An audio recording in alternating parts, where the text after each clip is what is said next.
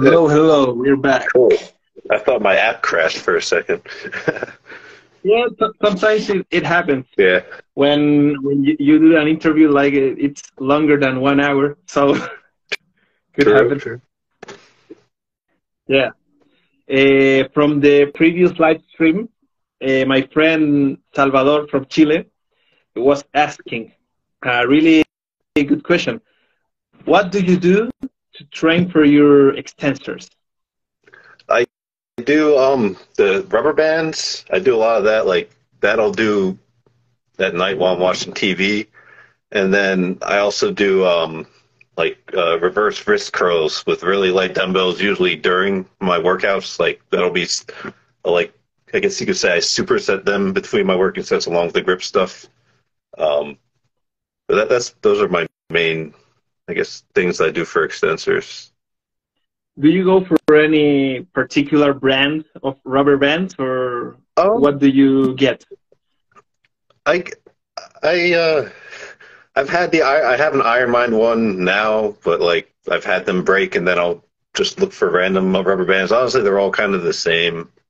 Like the Iron Mind ones are overpriced. You can get like the really cheap ones and just use a few of them. It does the same thing. I understand. Yeah, I actually used to have like Ironman once. I was really like I had a lot of illusion. Oh, these ones are Ironman bands. They are going to make my extensors like as hard as the iron. But no, it wasn't like that, Yeah, and I they broke all of them. make it Like seem like they're special or something, but they're not. no, they're not. Actually, they have gave me the advice to like just get any rubber bands, and that's it. You're Yeah, going to yeah, break them anything. anyway. Yeah, So exactly. Eventually, they're gonna break. hey, here we have London. I don't know how London. to spell the last name, but he did a live stream some days ago. He says, "Team is the man." Yeah, Oh, he is definitely. Do you know London? yeah, yeah. He did the unboxing of the steel. I sent him that box of steel when I he did a live stream remember with. the Yeah, yeah. It was a FWC fun. stock. Yeah, I got a box of it really cheap like 5 or 6 years ago, and I never got into bending. So I was like, this is just collecting dust if you want it. And that's a good question. You had all the bending stock, but you never got into bending. How did you try it? Like, what to do I, with I, it? I tried a little bit, like I bent like 60D penny nails and grade 2 quarter-inch by 6-inch bolts. I think I kicked the grade 5 once, but like I have horrible mobility in here, like beyond horrible, like laughable horrible. So I can't even get in the position. Also, like I said, I'm very prone to injuries, and I don't feel comfortable getting into all of that. So you can call me a pansy too. That's okay. No, I want. Oh, no, no, no, I want. But bending is a lot about like your shoulders, right? um, I, well, you have to get into a position, I guess. I really am not an expert on it, so I probably shouldn't talk too much about it. Yeah, I understand. Uh, Another big like question that we have debate with some fellow gripsters from South America. Uh, does having a big hand determines your success into grip sport? um, it definitely can help, but like like unless you have like a really small hand, you still have so much potential, and having that mindset of like, oh, I don't have a huge hand, so it's just never gonna get better. It's just gonna mess you up because like uh, I don't know, like you think it's impossible, then you see guys that without giant hands are doing it, and like they're just putting in a lot of hard work, and like you'd be surprised how far you can go if you just don't give up and just keep trying. But it's like it can be like I'm sure it's discouraging, when if you have like a 7 1/4 inch hand and you try to lift the inch, and then some guy who's never trained before comes up and picks it up because it's a 9 inch hand. But um, I guess like try not to let it uh, make you feel like negative about it. Yeah. And in your experience, is there any like lift that it's better for small-handed people? Um. Yeah. I mean, I find like hubs and narrower pinches, like I guess like 2 inch pinch is probably better. I guess anything like any like smaller thing. I'm sure maybe finish ball. Um. Like I find like with the narrower pinches, like it just doesn't feel comfortable in my hand. So maybe them they have like a better grip on that. But those are the main ones I can think of off the top of my head. That's good. Then we have another question from Mustard Badger. This is a really interesting topic. When did you tier your first deck of cards? Oh man, um, when was that? It was April of 2018, and um, yeah, it was a horrible tear. It took a long time, and it was like really sloppy. And then I couldn't do it again for like a couple months. It was weird. I kept trying. I would fail. I was able to do it in my mouth, but I couldn't figure out how to do it in my hands again. It took me months to finally get the grasp of that. And did you try like who was the first guy that you saw tearing the deck of cards? Um, I think it was that's a tough question. I think when I really like started paying more attention, there's this guy who was more active on Instagram, Nathaniel Day. He's like still to this day, some of his card tears he's done are like some of the best ever. Um, but yeah, I think he's what really impacted me to like be like, man, I want to try and learn how to do this. And did you use any like tutorial or did you learn by yourself? I I looked at some YouTuber tutorials, and then I actually ended up getting Chris Ryder Hercules' book on card tearing, and so that's what I had. And it still took me a while. I call myself I'm a slow learner. I've taught a good amount of people, and most of them are learned a lot faster than I did. So. Yeah, I think I learned like from the uh, I think Chris has a tutorial on YouTube, like a 40-minute Yeah, video yeah, yeah. teaching how to do it. I think that was one of my sources. I actually asked you how to do it as well, a couple of years ago, and I don't know who else did it, but card tearing is really fun. It's really fun to do. But it's a little expensive to get all those cards to tier. Yeah. I don't buy as many as I used to because the prices have gone up like crazy this last year. Did they used to be like cheaper in the US? A lot cheaper. Yeah, like I was like getting the cheapos. I was getting 48 decks for I think like $18. Oh, that's And then really cheap. bicycles I was getting for about $1 each back a few years ago. But Yeah. there's still every now and then I'll find a sale on Amazon, and but it's now I don't wait. Now I wait until there's a sale. I can't just straight up buy them. It's too much now. And do you consider card tiering part of Gripsport?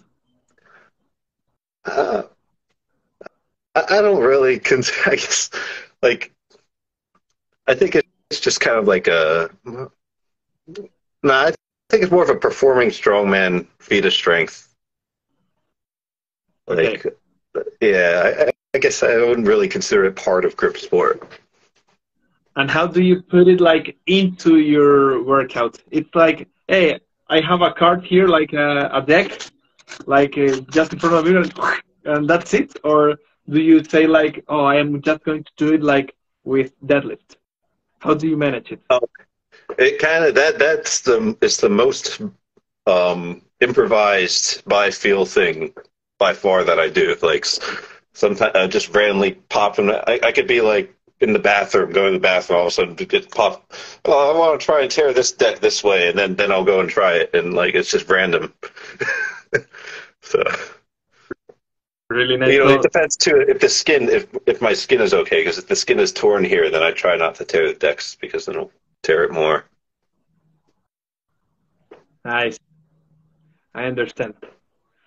I have another question for beginners. Which could be like the grip tool or exercise for a beginner, like the first thing to do to improve your grip strength? Honestly, I would say like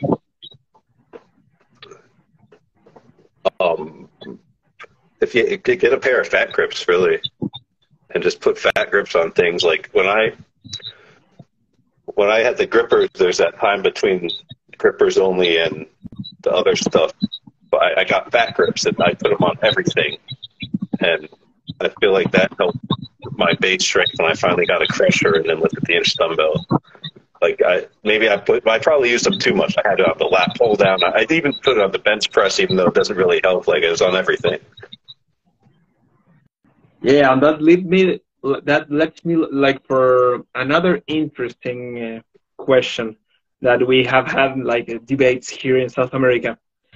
Does someone that doesn't do like strength training, like bench press, squat, deadlift, if they only do grip sport, will they like achieve elite level, like 200 pounds on the rolling handle or 50 or 60 kilograms in the pinch, or closing the number 4, in example?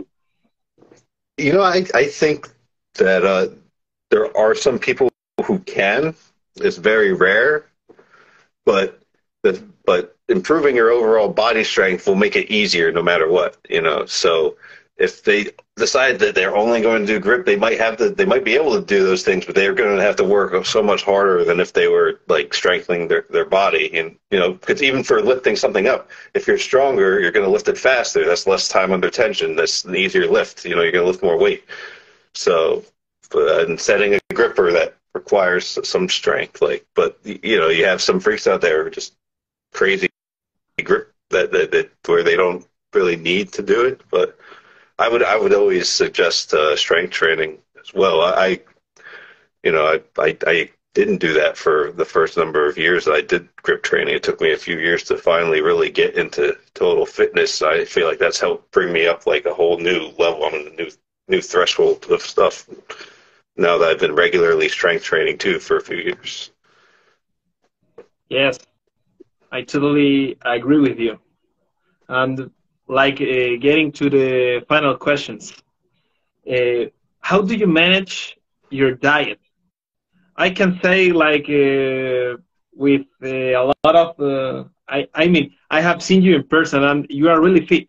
What do you do to manage yourself like in shape and be really strong? Do you have like a nutrition plan or do you manage your macros? I'm pretty strict with all that stuff. Like it depends if I'm cutting or if I'm bulking. Like when I'm cutting, I'm in a caloric deficit.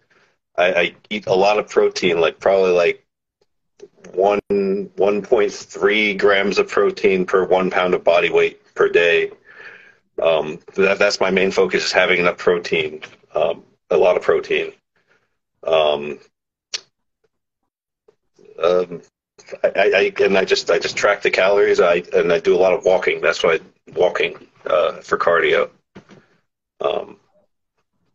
That's pretty much it. I guess if you're losing fat, you want to make sure you're still eating a lot of protein, but in a caloric deficit. And if you want to, improve the process, or if you want to not have to eat less, you just do more cardio. Nice. And when you are in a deficit, do you train like in the same way that you would do it when you're bulking, or do you make like adjustments and it's like a different performance? How does it work? I'm still learning, because it's like I'm only a few years into this, so I'm learning a lot more each year.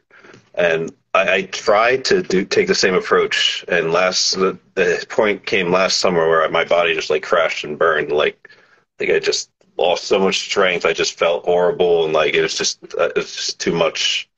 So I did have to lower the intensity and the frequency and all of that.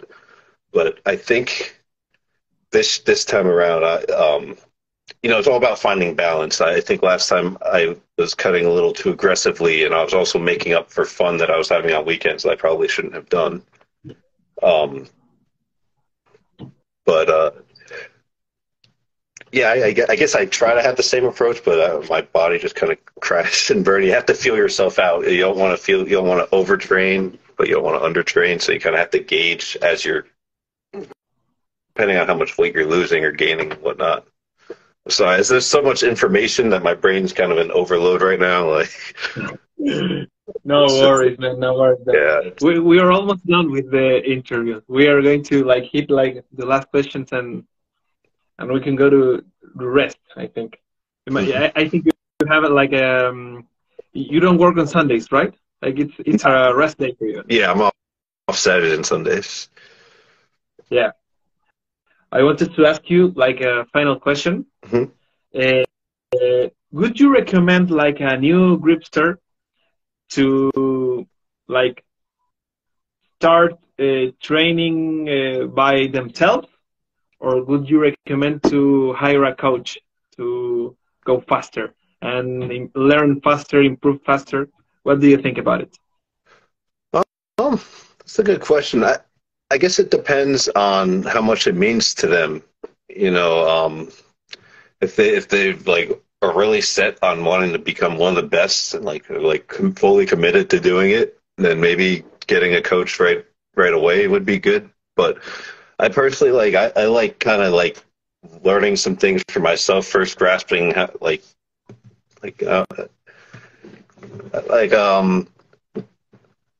guess just getting a feel for things myself, and then going on afterwards, creating my own base, finding a baseline, and then seeing where I can improve from that. I don't know. Yeah, but it's a really beautiful journey to go learn, and maybe I don't think it's really bad to have a little pain in your fingers and to discover your own way, because not everyone's body is the same. So it's some people always advocate to train grippers with low frequency, and that may work for some guys, and it's not good for everyone. An example, Tiziano, he works grippers every day, and it clearly works for him. Yeah, it's working for him. but some other guys will advise differently. I don't know. You have to know how your body works. Exactly.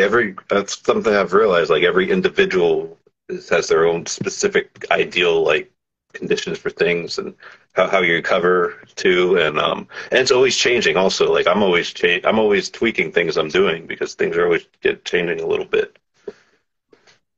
And have you ever thought of coaching people, Tim?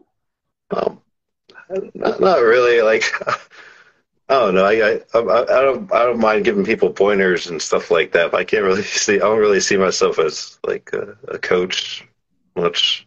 I don't know. Maybe someday. Maybe someday. You will surprise all of us. Maybe.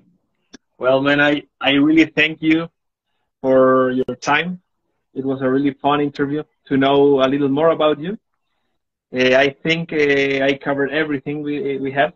We have a lot of people watching the interview, many grip legends, and it was really fun. It was. I really appreciate it. Thank you so much. Yeah, thank you for having me on. I really appreciate it. Of course. And that's it, my friend. Have a nice day. And you too. Best wishes for everyone here in the live stream. Have a nice day, you too. Bye, my friend. Bye.